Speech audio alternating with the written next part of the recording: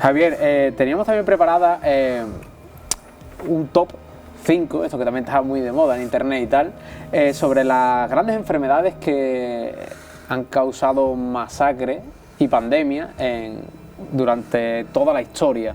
Yo tengo aquí anotada como que la quinta más importante es esta última que has mencionado, el SIDA, el virus del VIH. Otro virus que se empezó a... Cualquier cosa que tengas que apuntar, Alfonso, por favor, que es el especialista hoy. Sí, por supuesto. Otro retrovirus, porque el virus del SIDA es un retrovirus, se hizo también famoso cuando ya asaltó a las capas más televisivas de la sociedad norteamericana y de la inglesa, pero también se empezó a especular con que era un virus que estaba diseñado en un laboratorio, ¿no?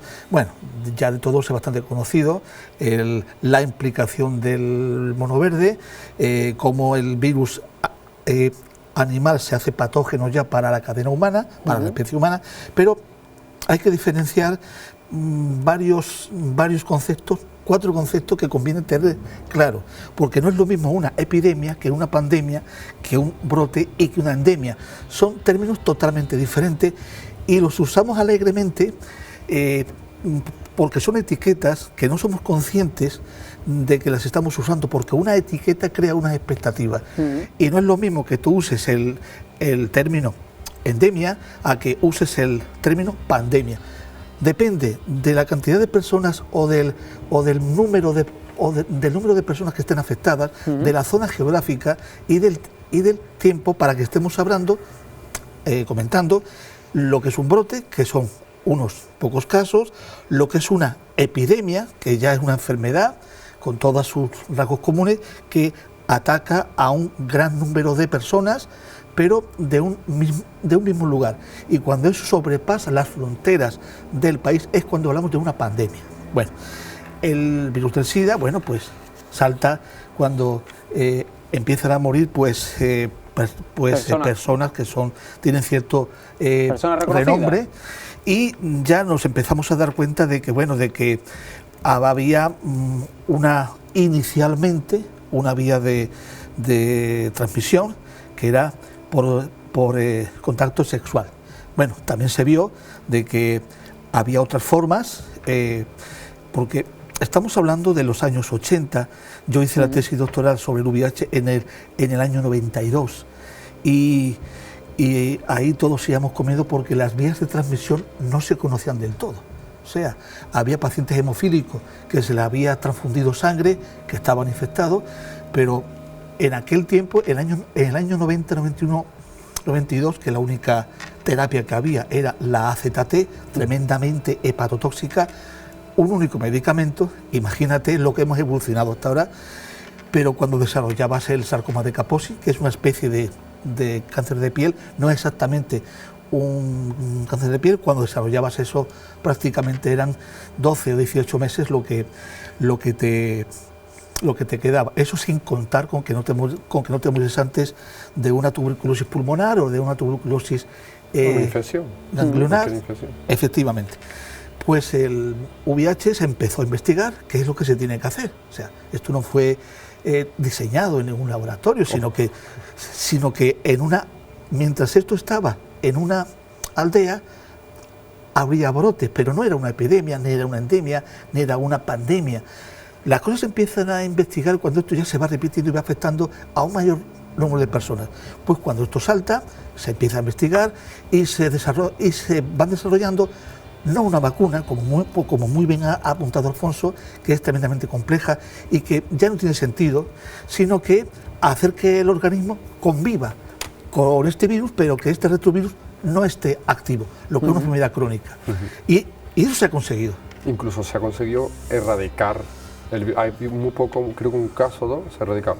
Lo que sí es verdad que ahora ya se dan casos de personas de VIH que lo padecen pero que es indetectable. O sea, cuando ya es indetectable prácticamente, aunque todavía puede resurgir el virus y puede volver en el hospedador, pero ya es indetectable, y al ser indetectable no es capaz el hospedador no es capaz de transmitirlo siquiera. Porque ahora la detección de virus del VIH, el laboratorio se hace por prueba de PCR.